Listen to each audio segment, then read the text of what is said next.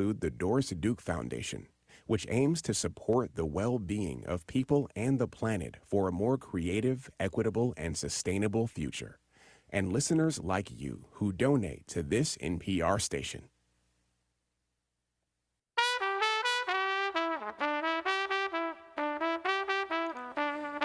This is Charlotte Talks. I'm Mike Collins. Here's a heads up for students. It's back to school in a mere 40 days or so. But for folks at Charlotte-Mecklenburg schools, the transition from summer vacation to the classroom has already begun. In the past, the challenge for administrators has been to fill teaching and other positions in time for that first day of school, making sure classrooms and school buildings are in good shape and more.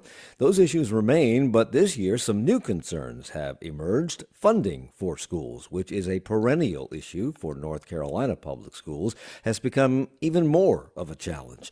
The federal government recently announced that they are freezing $7 billion in education funding. $165 million of those funds were earmarked for North Carolina, which means a shortfall of $12 million for CMS. And this could mean understaffing classroom support positions or incurring about $1 million in monthly debt to maintain that staffing. Last year, absenteeism among Hispanic students rose because of fear of ICE operations in our area. With those efforts ongoing and potentially ramping up, the problem is anticipated to increase. Educators here and around the country are trying to figure out how best to use artificial intelligence in the classroom, what to do about cell phones, how to solve the problem of chronic absenteeism in all student populations, which arose from the pandemic. Guns in school, drugs in school, and more. It's a lot to talk about with CMS Superintendent Dr. Crystal Hill, but she's here for the hour, and we'll work our way through much of it, if not all of it. Welcome back to the program. Good to see you. Thank you. Good morning. So excited to be here with you. I'll dispel you of that in moments. Every year, you and others in the school administration face the challenge of filling teacher vacancies and cafeteria worker vacancies and bus driver vacancies in advance of the opening day of school. Much of that has been driven by lower than desirable teacher pay and some other factors. But I'm told you're ahead of the game this year. Where do you stand today? Yes, right now, last year, let me say that last year we had a fill rate of 99%. This year we are currently sitting at 96% fill rate for our teachers, which is about 368 vacancies. But I want to note that 118 of them are currently in process of being hired. So we are in really great shape. So last year, if I understand this correctly, you opened schools with 276 vacancies. How quickly did that improve the year, and what is the impact of that? You have 276 classrooms empty, devoid of a teacher. Yes, that's correct. But, we have a large school system, so 186 schools, you divide that out. It really, it seems like a large number, but it isn't. But schools work very hard to make sure that they have coverage plans. We are always thinking about the worst case scenario and having a plan to address. So if that means collapsing classrooms or providing additional support from teacher leaders that are in the building, things like that. Public schools, according to public school officials and the courts in North Carolina, are chronically underfunded. But teacher pay has been rising. The state increased that amount of money earmarked for teacher salaries several times in the recent past. I believe the local supplement has also increased over the last several years. How far away are we, in your opinion, from teacher salaries being where they need to be in order to be competitive with other industries that these very smart individuals could be working in, should they not choose to be a teacher? Yeah, so I think we can look at other industries, but I think more importantly, we need to look at surrounding states. So take our neighbor, South Carolina, that's not too far from Charlotte, and where their pay is sitting in addition to other surrounding states. So I think before we start thinking about other industries, as a state, we need to get really serious about being competitive. I am so proud that in North Carolina, we're #1 for business. And I'm a strong believer that K-12 education is all about workforce development. So if we want to continue being #1 in business, we need to get serious about how we pay our teachers. Teacher pay is one factor in both attracting and retaining good teachers in the classroom, but there are other factors as well. The livable wage obviously has to come first, because if you can't afford to eat or find an apartment to live in or a home to live in, then you really can't work here. And that's a problem. And I know that CMS and other entities in municipal government are working to find workforce and teacher housing that is affordable for those folks. But is it just money? In other words, do we give teachers the moral support, et cetera, that they need outside of the money? Mike, that's a great call out. Money is important, obviously, to have a livable wage, but the way that we honor our teachers, the way that we respect them, the way that we develop and train them and set them up for success is incredibly important. We did that here in Charlotte-Mecklenburg schools. I made a key decision to remove a position that was our chief academic officer, Nancy Brightwell, who had been with the district well over 30 years, and put her over recruitment, retention, and talent development. And I just want to share with you quickly the stats of all the work that she's done. So our teacher turnover is down 4% from 18% to 14%. Our beginning teacher turnover rate in the past has been 23%. Last year it was 8%. And I think it speaks very closely to the things that you pointed out, that teacher pay is a critical factor, but there's so much more that goes into making sure that our teachers feel cared for, that they're appreciated, that they're that we are respectful of them and really appreciate all the great things they do for our students and for our community. Last year, the General Assembly voted into law an expansion of the Opportunity Scholarship Program, which allows every student in the state a stipend to attend a private school. This goes to everyone, no matter the income level of their parents. So parents who have already enrolled their children in private schools because they can afford to do so will get this money, even though they don't really need this money. And lower income people who do need this money to go to private school will get this money, although it may not pay the full freight of that private school education. So many of them, not have that choice to go to private schools. They'll be in the public schools. What do you see as the potential impact to CMS and other public school systems around the state from funneling this money for education away from public schools and into a different direction? Well, it's definitely problematic. I believe Ed.D released a report with the actual numbers of students that were enrolled in public schools who made a decision to go to private schools based on the scholarships, and there was not a lot of impact. But what we do know is that those public dollars are now leaving public education and going into private education. The thing that I believe is most concerning is that they're public dollars, right, that are collected the same way, but the way that they're dispersed and the accountability for those dollars is quite different. Schools have accountability. I don't have a problem and shy away from accountability. I think it makes you stand up a little taller. But if it's public dollars that are being used for public education and there's accountability, that same level of accountability, or shucks, just a little bit of accountability should be in place. To my knowledge, there is zero accountability for our hard-earned tax dollars that are going to fund students to attend private schools. And this is not just private schools, it includes the charter schools. And every superintendent of education at CMS has always been, I don't want to call them cheerleaders for charter schools, but they've always said, oh, no, no, no, we welcome the charter schools. But the money for those schools comes from CMS. So, and they don't have the same level of accountability. And this seems to be a trend. I've been doing the show a long time. This seems to be a trend within the state to move money away from public schools into schools that have little to no accountability. Do you understand what's going on here? Well, charter schools are public schools. They just do. Yeah, but they're not. Yes, but They don't have to provide lunch. They don't have to provide transportation. you They are have it. They're on a different playing field. you are correct. The playing field is not equal. I do believe that it should be equal. It is problematic, and it's the funding model is problematic. The accountability model for all of the entities is problematic.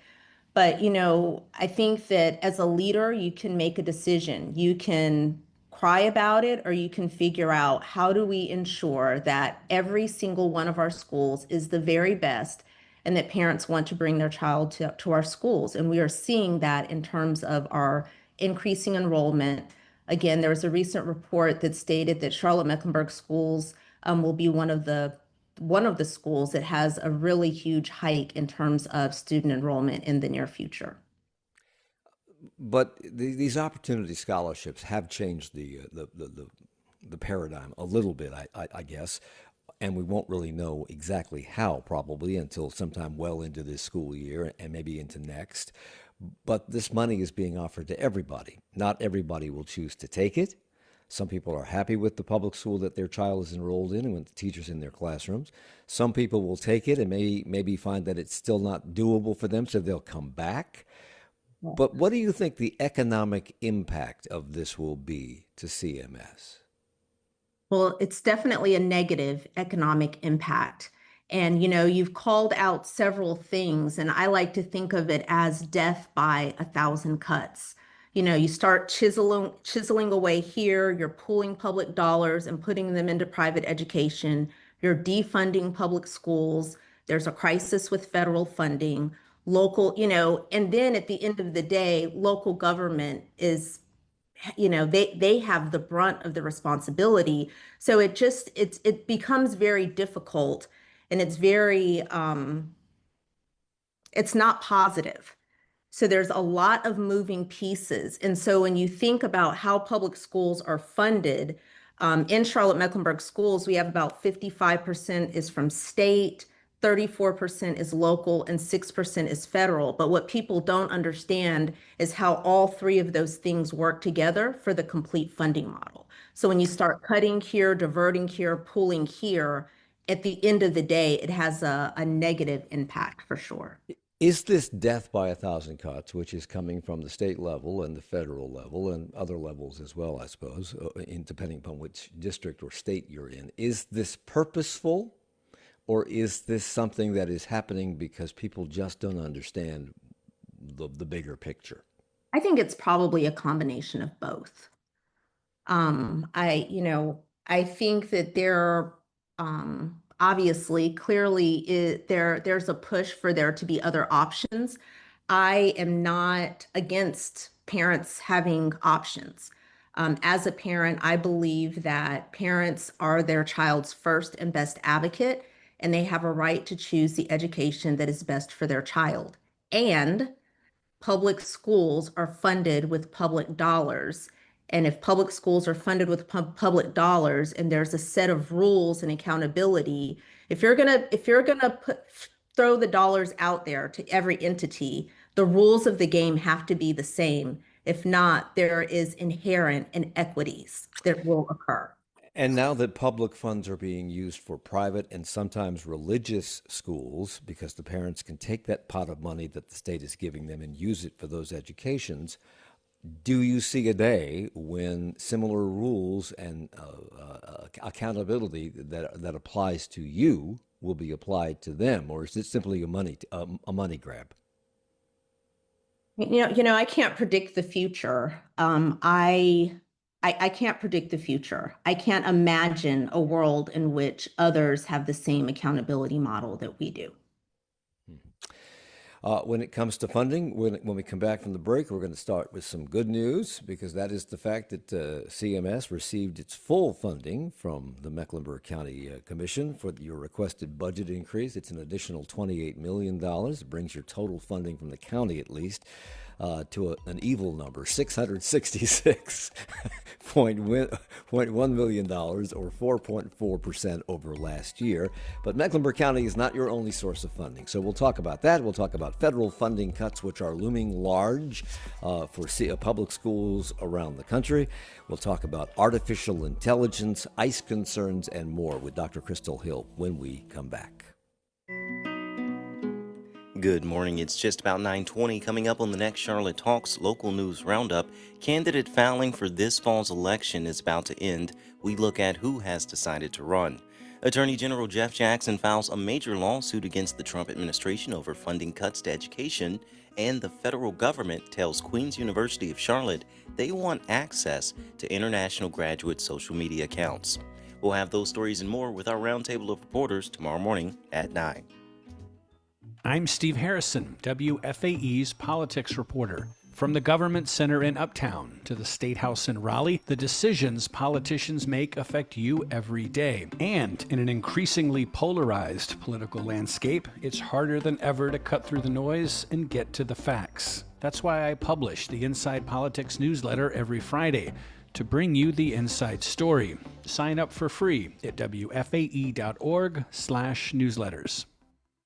Rare earths are now so coveted, some people are stockpiling them in vaults. It's a response to Beijing's near monopoly on refining the elements. They're installing what you might call a tap system, where they can turn that tap on and off. I'm Elsa Chang. How China developed such a stranglehold on rare earths on the next All Things Considered from NPR News. And you can tune into All Things Considered coming up this afternoon at 4 o'clock right here on 90.7 WFAE. It's Charlotte Talks on listener-funded 90.7 WFAE and WFHE. I'm Mike Collins. Our guest today, Dr. Crystal Hill, Superintendent of Charlotte-Mecklenburg Schools, in advance of the first day of school, which is right around the corner next month. I mentioned that you were fully funded. Your request for funding was fully funded, granted by the Mecklenburg County Commission. You're getting an additional $28 million, or 4.4% more than you did last year. But Mecklenburg County is not the only source of funding for CMS. 53.8% comes from the state, 8.4% at the moment comes from the federal government, and Mecklenburg County's portion amounts to about 34.5%. When you put them all together, are you getting what you need, what you asked for? Well, Mecklenburg County government has been extremely gracious in their support. This is our third year of a fully funded budget, and I think that is definitely a testament to the way that our boards are working more closely and collaboratively together, as well as me, our staff, and their staff. Is it what we need? Absolutely not. Entering into this budget season, we knew that we were going to be facing some revenue challenges from all three of our funding sources, from the state, federal, and local angles. So we had to really look internally and make some pretty serious cuts in order to move forward. But we wanted to make sure that we prioritize two things. Number one, the classroom experience. Throughout this entire budget season, I have said that we are going to preserve the classroom experience for our students. And then the second was a focus on our people. We want to do everything possible that we do not reduce our people that are just absolutely amazing. We kind of touched on this prior to the break, and so at the risk of backing up and repeating some things that we've already talked about, I do want to share this email that we just got from Annette, who says, my children attend Charlotte Catholic, and the administration sent an email out to all the parents highly encouraging us to enroll for the education funds. That's the Opportunity Scholarship Funds. We enrolled, and we were in the top tier for earning income. I can tell you almost everybody I've spoken to has received money from the public fund, and we were all paying just perfectly fine without it. It pains me that I am receiving money to fund my child's private school education and that this money isn't going to our public schools. However, I know that if I refused the money, it would just go to somebody else who didn't need it. It is a sham. Those are her words, not mine. So moving on. That's just one thing dealing with money that we've been talking about. The next one is the Trump administration. They're working toward closing down the U.S. Department of Education. This is a department that was established by the Carter administration with congressional approval and funding, and Trump has essentially been given the okay by the Supreme Court to dismantle the agency. The U.S. Supreme Court is allowing him to lay off nearly 1,400 Education Department employees, which one federal judge has said will likely, quote, cripple the department. Because Republicans, since Ronald Reagan, have positioned their desire to shut down that department as returning control of education back to the states, some people have come to believe that Washington bureaucrats have been telling local schools how to teach and what to teach. And that is not the case. From your point of view, what has been the role of the Department of Education and how important have they become to public schools? Yeah, I think what the U.S. Department of Public Education has done is taken a look at specific factors, primarily students that don't have access.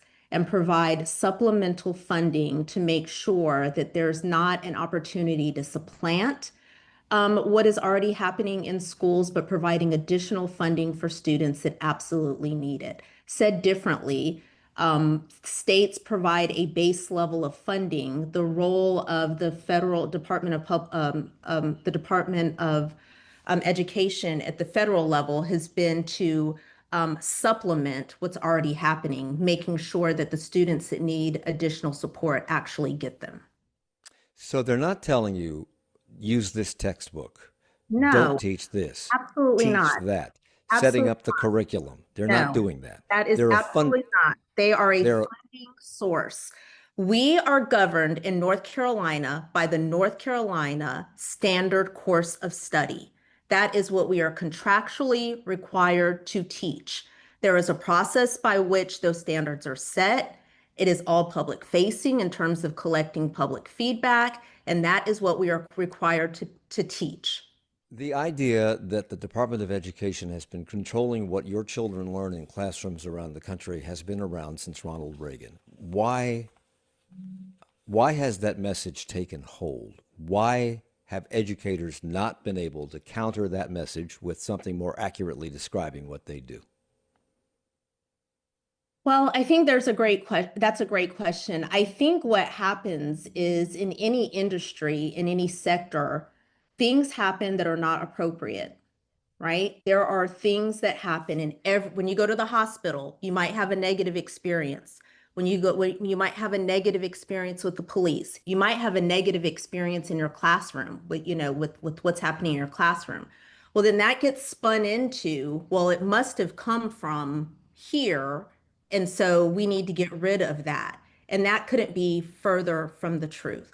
What we receive from the federal government is, again, funding to make sure that we are supplementing the funds that we are already receiving at the state and local level.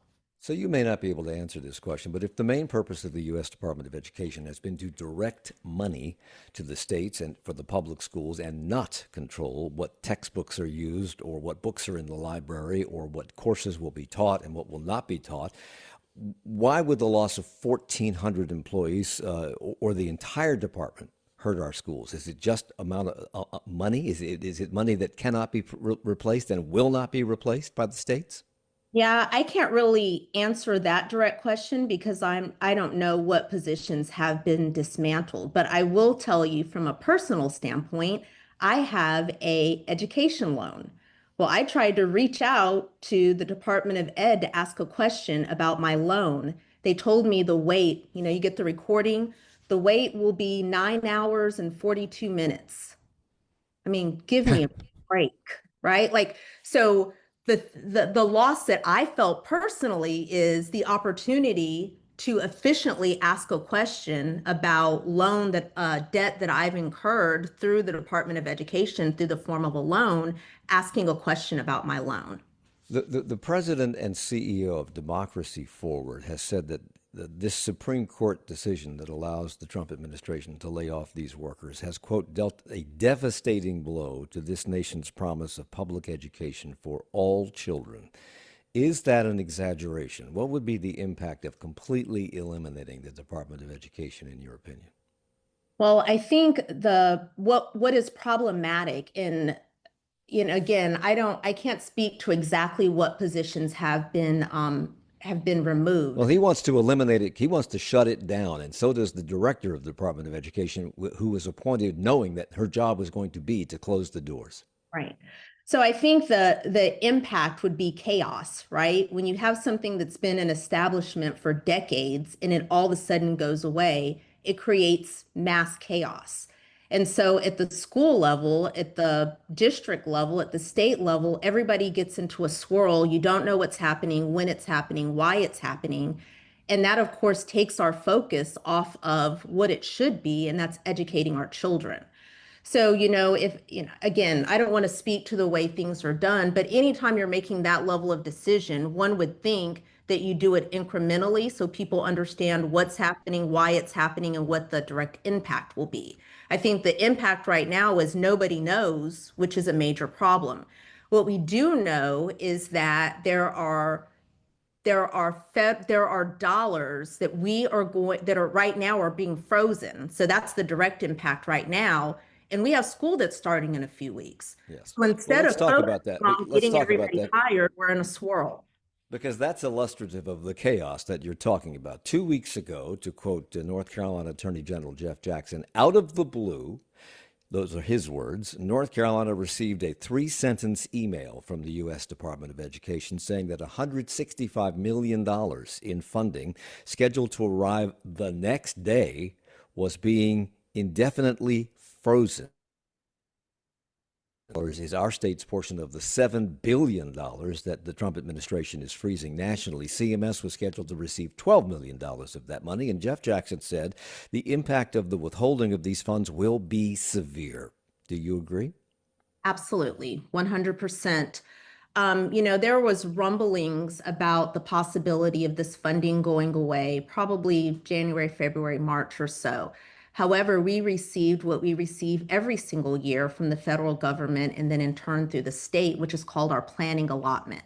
And so basically what that is based on your current data that they pull from a point in time in the year. They say this is probably what your allocation will be. We use that information in the formulation of our budget because we are required statutorily to have our budget presented and approved by boards of education that goes to our local county government. That's all based on an assumption. And so, of course, part of that assumption is how much state money we're going to get and how much federal money we were going to get. So at the time we submitted our budget and at the time we asked our board to approve our federal dollars, we had in hand what was presented to us as what we call our planning allotment.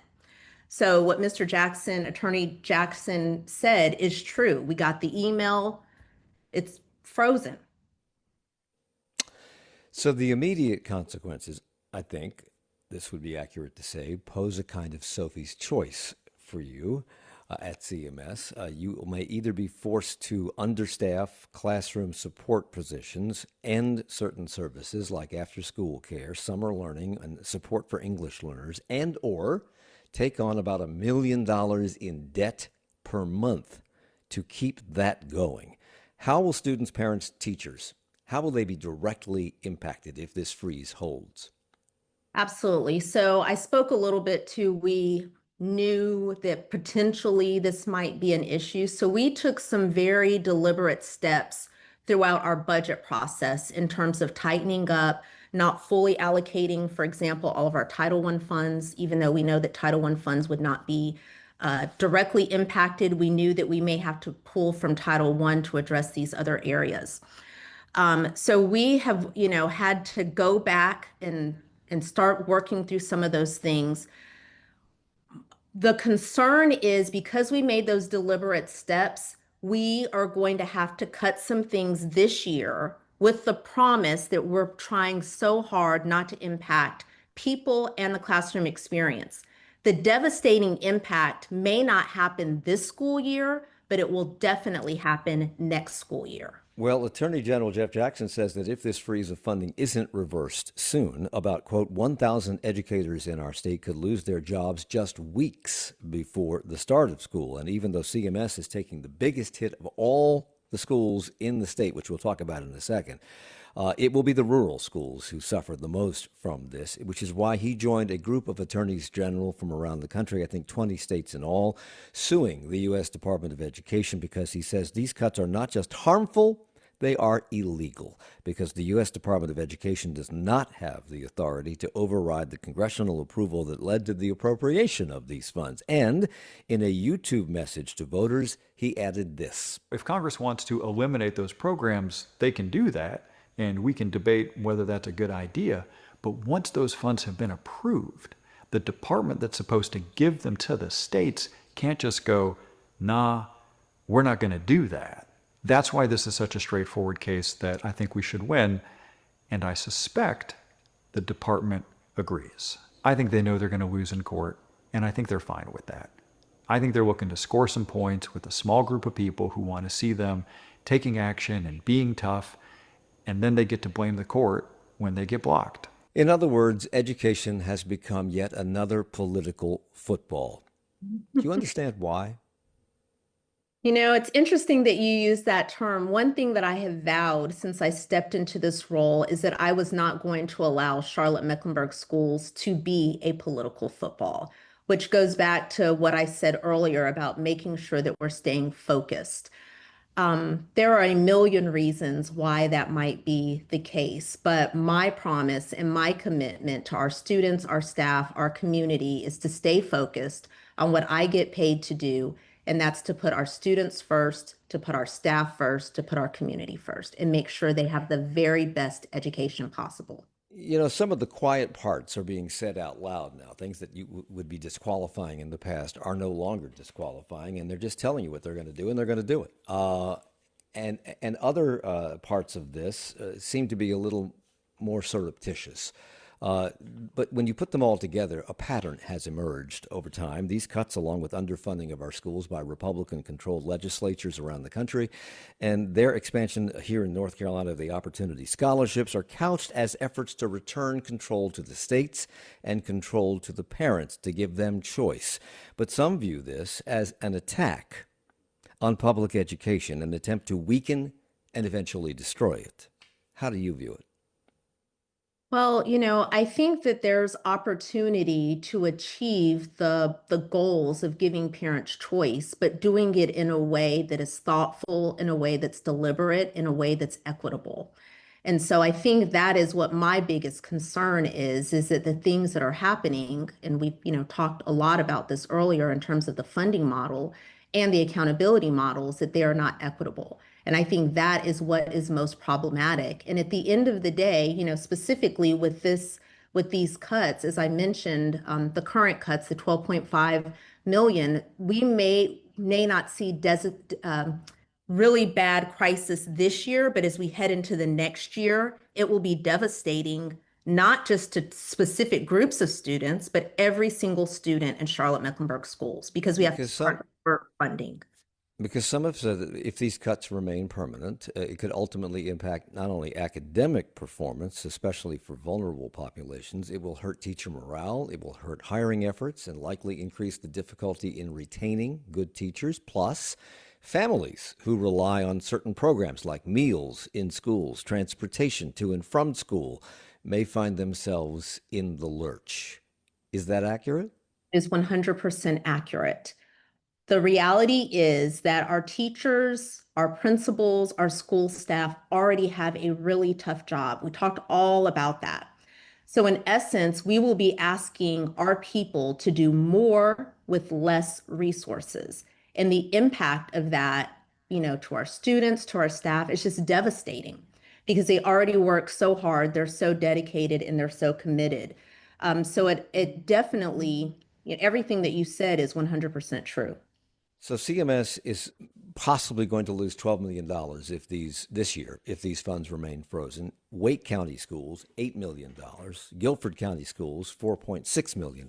We take the biggest hit of any system in the state, but as I said, Jeff Jackson, the Attorney General, says the rural schools will be hurt the most because they don't get enough money to begin with.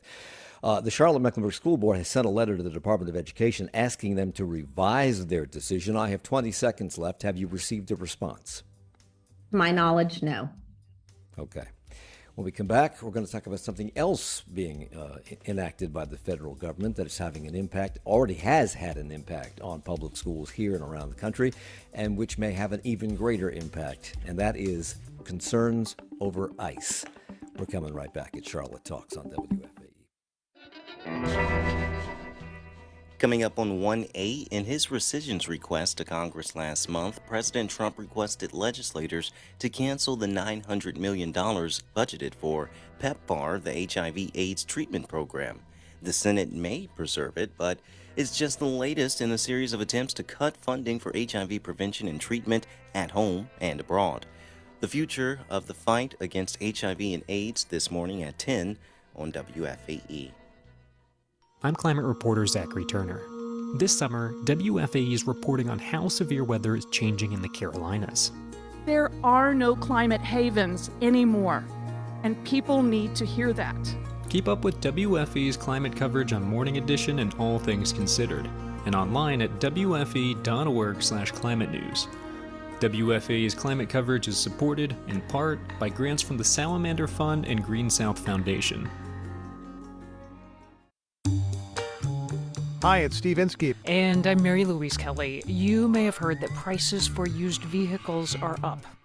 That car you've been thinking about donating to this station? That car could be worth hundreds of dollars or even more in support. If you don't need it, donate it. It's easy, it's free to you, and the proceeds help us bring you the news. Learn more on the station's website. Get started today at wfae.org/cars. It's Charlotte Talks on WFAE and WFAE.org. Our guest today, Dr. Crystal Hill, Superintendent of Charlotte-Mecklenburg Schools, in advance of the first day of school coming up in August. Last year, absenteeism among Hispanic students began to rise in the shadow of fears being raised by ICE raids in our area. We reported on WFAE of several arrests of allegedly undocumented individuals being arrested near schools, not on campuses, but near schools. One involved a parent who was taking their child to school. Am I correct in saying that ICE has not yet come onto any CMS school campus? That is 100% correct. So CMS principals are now required to take an immigration webinar clarifying what to do if immigration officials appear on a school campus. What are they supposed to do? Absolutely. So one thing that I want you and the public to know is that we began these efforts through our Office of General Counsel with information to our school principals last August. And we have continued to share updates and information as things changed. But in terms of what they are supposed to do when anyone comes on campus, they're required to verify their credentials. And if they're there to speak with anyone or, whatever action they're asking to take, they're asked to provide specific documentation. Our principals are not asked to interpret that documentation because they're not attorneys. So they send it over to our Office of General Counsel, they verify it, send it back, and then they have specific steps in terms of what to do next. These ICE agents that we've been witnessing on television arresting people, apparently indiscriminately in some cases, including United States senators, and pushing them to the floor, are masked. They wear very little, if any, identification. They don't show their badge. They don't show warrants to arrest people or detain those people. They just hustle them off and put them in an unmarked car and take them away. Do you think that ICE coming into a school is going to abide by your regulations? Well, I have faith in believing that they would. Why? Well, I hope that, let me just say that whoever our ICE agents are, I believe that they're human. And I believe that every person, hopefully, still understands how precious our most vulnerable population is, and that's our children. And so, what about what you witnessed? And most of us have only witnessed this in television news reports. Correct. I've only witnessed. But what about what you have witnessed would lead you to believe that what you said has a scintilla of truth? Well, I guess what I would say is that it hasn't happened yet. And to my knowledge, I'm not sure where it's happened anywhere else in a K-12 setting. Well, the Trump administration canceled a Biden administration policy of the Department of Homeland Security, which designated schools as protected areas. That designation is now gone. And when WFAE reached out to CMS for comment, they said this is not a new rule, the one that you've just enacted, because ICE agents and other members of the public are permitted in public areas of schools. If ICE does not present a verifiable warrant, though, can you legally stop them? Do you have the manpower even to stop them from entering a classroom or boarding a school bus and either interviewing, talking to, scaring, carting away a student? Well, or a staff member? Of course we don't. And I think that would be the case for any organization. But we know what the law is. We plan to follow the law, and we have continued to inform our staff, inform our parents.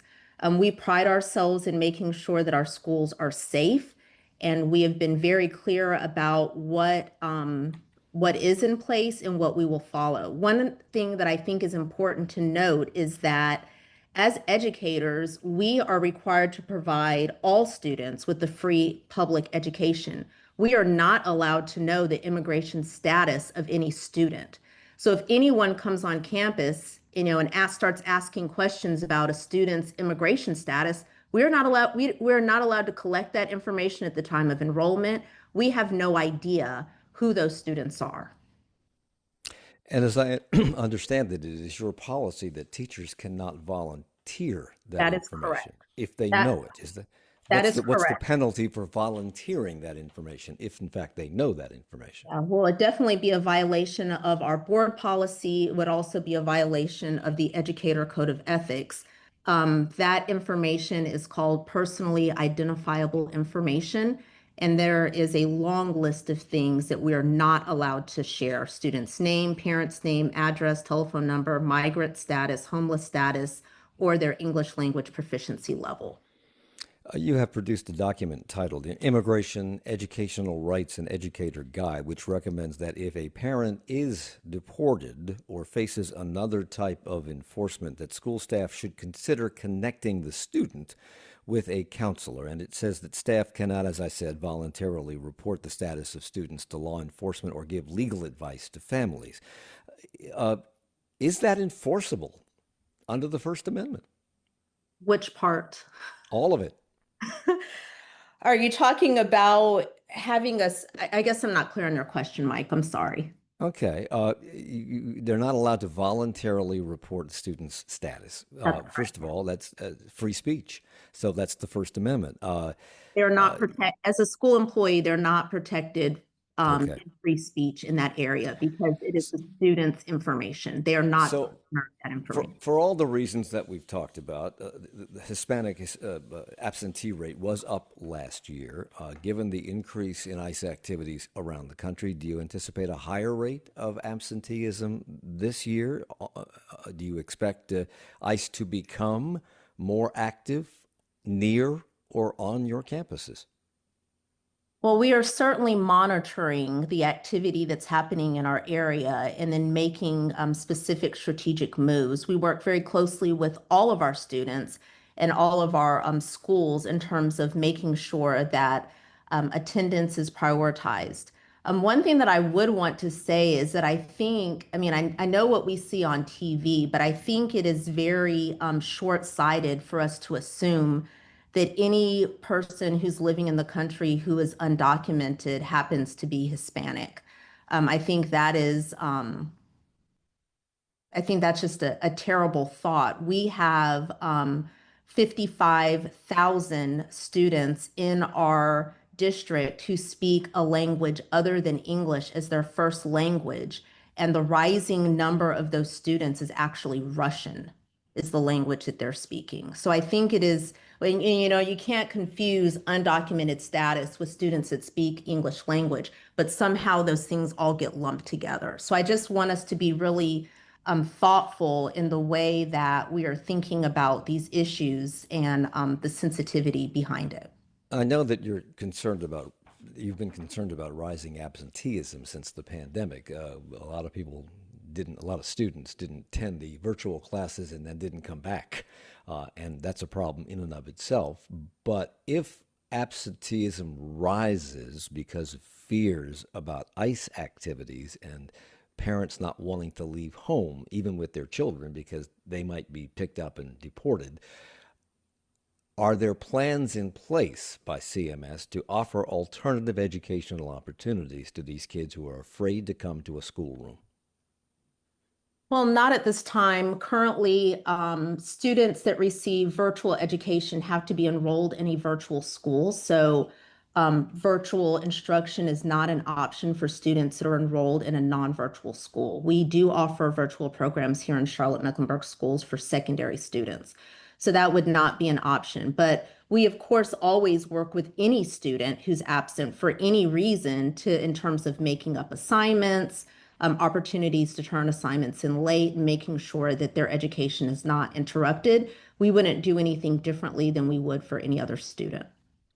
So absenteeism, as I mentioned, rose substantially during the pandemic, and eventually, evidently rather, it continued. Has the level of chronic absenteeism, not related to ICE, just kids not coming to school, has that been brought back under control? Yes, so it has decreased from 31.85% in the 21-22 school year to 25.46 in the 24-25 school year. We do not yet have those are the most recent numbers. The other thing that I will say is that in addition to the chronic absenteeism rate decreasing, our overall attendance rate has increased significantly as well. Okay. Let's talk about artificial intelligence. This is the this is the buzzword right now. It's spreading faster than kudzu. This provides both challenges and opportunities in all walks of life and in all areas of business, and you name it, it's going to impact us all. How is it impacting educators and students today, and what do you see happening in the very near future?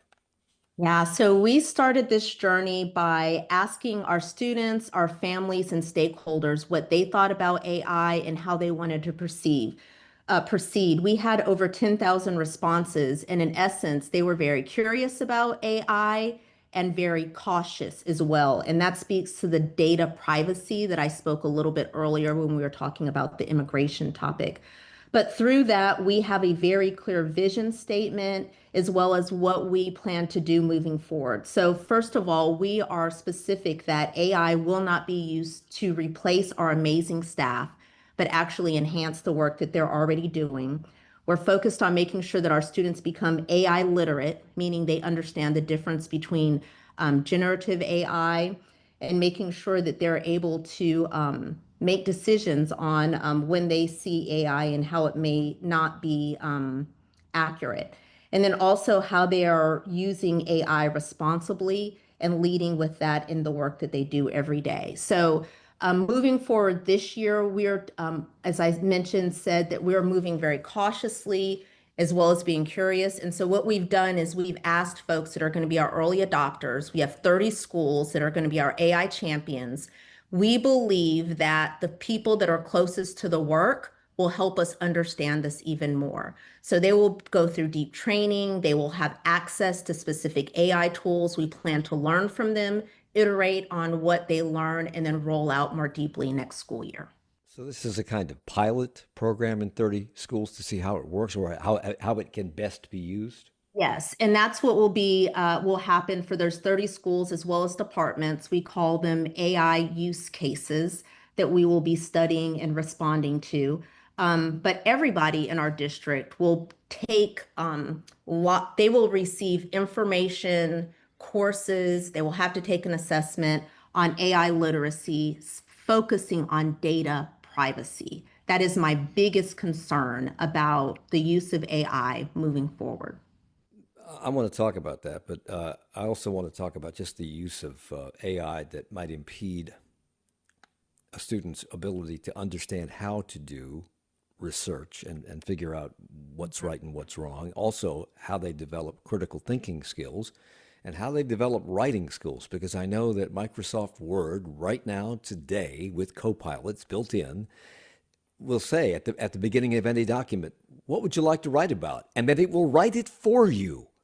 It's not very good, but it will write it for you. So how do you know students aren't using that as a crutch or as a tool that simply does their work for them? Right. So this year we will be releasing guidance on what is acceptable and what is not acceptable in terms of use of AI for assignments. Our teachers will also be given guidance on how they navigate that because it is a difficult landscape. But to your point about critical thinking, as educators, we need to start thinking more deeply about how we are holding students accountable for the knowledge that they do learn. For example, if you're an English teacher and you are giving a research paper assignment, so students do that assignment, the best way to know how they did with that assignment is to give them an opportunity to speak to the work that they've done. You can't fake standing up and speaking to the research that you have done. So that would be a really good example of how you might use AI to pull articles, things together to help you formulate your thoughts more efficiently, but being able to deeply understand and then speak to it in a way that's intelligent and also answer questions is a higher level of thinking. And that's what we expect. There are concerns about whether AI makes mistakes. Oh, yeah. AI is not, and maybe it always will, but obviously it will get better over time. But it does make mistakes, and it has been known to take, most recently, Grok, a very political point of view. Yes. So, how do you protect students from believing what they see when they do these deep dives using AI to research, and they don't know it's telling them Hitler was a good guy? Yeah, that's a great point. I actually listened to that podcast this morning as I was getting ready. So you are absolutely right, which is why we are launching our digital citizenship. That's a piece of the learning that will be included on data privacy, how to recognize if things are true, understanding that AI does have biases, and understanding that it's a big black box that, as we've recently learned, can't be figured out. So you cannot trust what you see. I have about a minute left. You've said that the world of AI is not unlike the wild, wild west, and that refers to your concerns over data privacy, because everything on the internet tracks everything we do, every place we go, everything we look up on Google. It's all tracked, and it can ultimately be traced back to us. Can you prevent tracking of students and the privacy that they deserve if they're going to be allowed to use, and they're going to use it anyway, AI? Yeah, so one of the things that we are focusing on is using generative AI that's closed, meaning that it would be less susceptible to biases. The other thing that we are super focused on is, as we begin to engage with other vendors, making sure that their data privacy is tight and they are accepting our terms and conditions, and not, being very clear on how they are using any data and how data may be collected.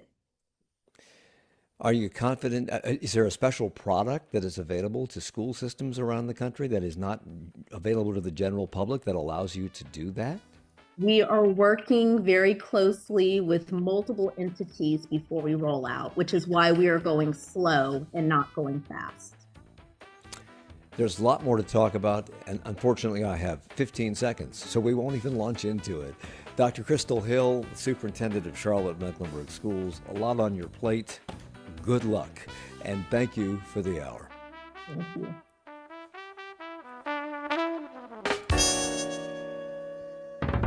Charlotte Talks is a production of 90.7 WFAE.